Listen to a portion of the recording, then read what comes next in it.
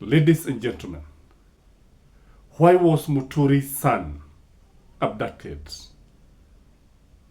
Has it occurred to you that in politics there are no chances?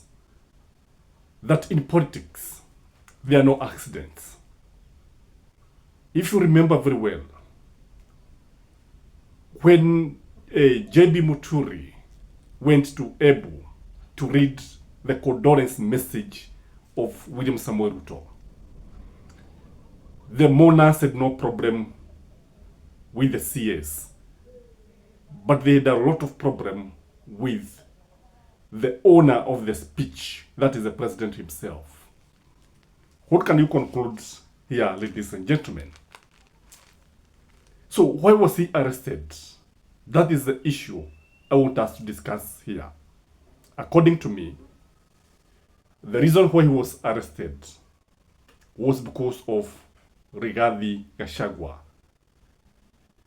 His son, during that time, after parting, they were with Mark Mweje. Mark Mweje is a confidant of Rigathi Gachagua.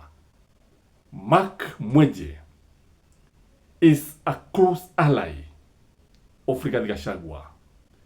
Is one of the greatest critics of William Samuel Ruto.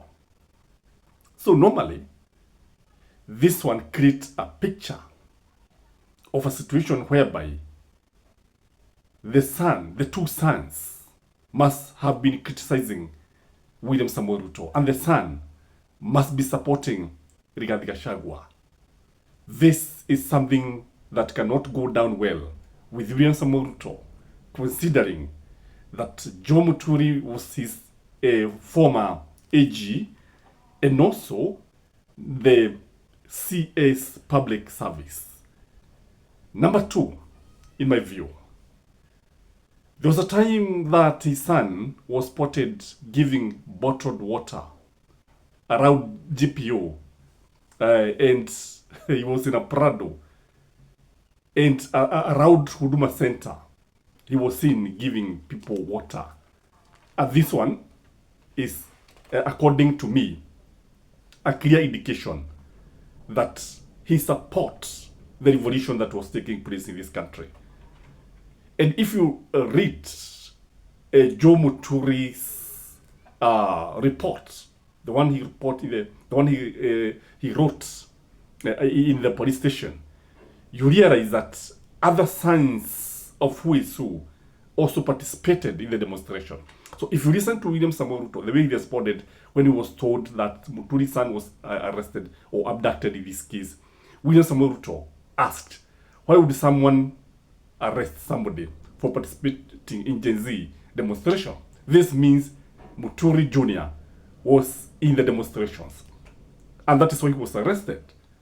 The fear was, the reasoning was, that because this is the son of Muturi, he is likely to attract many Gen Zs to participate in the demonstration. Number three, in my view, you clearly remember what Joe Muturi would actually say. J.B. Muturi would tell us when he was the Attorney General that William Samuel Ruto never bothered to consult him. He never bothered. And he said that he should not be blamed for misadvising the government. And if the government was to blame for making some errors, mistakes, then the Attorney General was not to be blamed because he was never consulted. I'm sure this one did not go down well with the administration of William Samuel Ruto. Then came Waitito, Baba Yao. He gave a clear explanation of why Muturi's son was abducted. I want you to listen to what Waitito, the former Kiambu governor, is saying here. Yeye ako qualified, amefanya kazi muda mrefu, na tena jina yake iko clean, na ni mtu wa roho safi, ni mtu wa kusimama na wananchi, si ndio? Sasa saa hii mumesikia kijana ya Attorney General Justin Muturi jana amekuwa abducted na polisi. anafungiwa mbele, walikuwa anafuatana gari na mheshimiwa huyu Mwenje, akafungiwa na polisi na akang'olewa kwa kiti, wakaenda na yeye, na mpaka saa hii ajulikani pahali yako. Nyinyi nawasihi tuombee family ya Justin Muturi, na ukiona namna hiyo lazima kuna kitu Muturi amekataa. Amekataa kupelekwa kona kona. Sasa wakajua ang'oe kijana yake, wakafinya kijana ndio aongee na baba. Hii ni serikali ya mateso ama ni? Mimi nataka niwaambie, waacha 2027 ikuje iende nyumba. Another reason why the son was abducted, there is a feeling in the government circles that JB Muturi is a Trojan horse in William Samoei Ruto's government. JB Muturi is a spy sent by Uhuru Muigai Kenyatta. Remember, this government does not trust Uhuru Muigai Kenyatta. Remember, this is the government that used to blame Uhuru Muigai Kenyatta for everything. If you remember very keenly, you will remember there was a time Jomo, that is the son of Uhuru Muigai Kenyatta, was also almost arrested and accused of having more than 20 guns in his homestead. And then Uhuru Muigai Kenyatta came out very strongly to defend his son and his mother.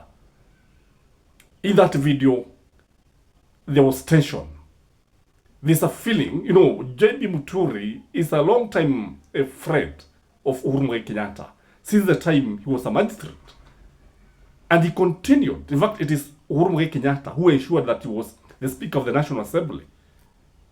So this, the two sons are said to be close. The two sons are said to be friends. I want you to watch what Uhuru Muigai Kenyatta was saying here when Jomo was visited by the DCI. I unfortunately, I have no other explanation to give because all of these things are flowing in a row. I have a whole minister of government staying there that is going to do I don't know what in front of my mother's house. I have people who have been guarding my mother for the last almost 50 years, withdrawn at night. I have now a situation where my son's home is being raided for things that I don't understand. So I ask myself, what does this government want? Because if it wants me, the fact that I've been silent doesn't mean I'm scared. Come for me. What does my mother have to do with anything? What does my children have to do with anything? Kama shida yenu ni mimi, I'm here.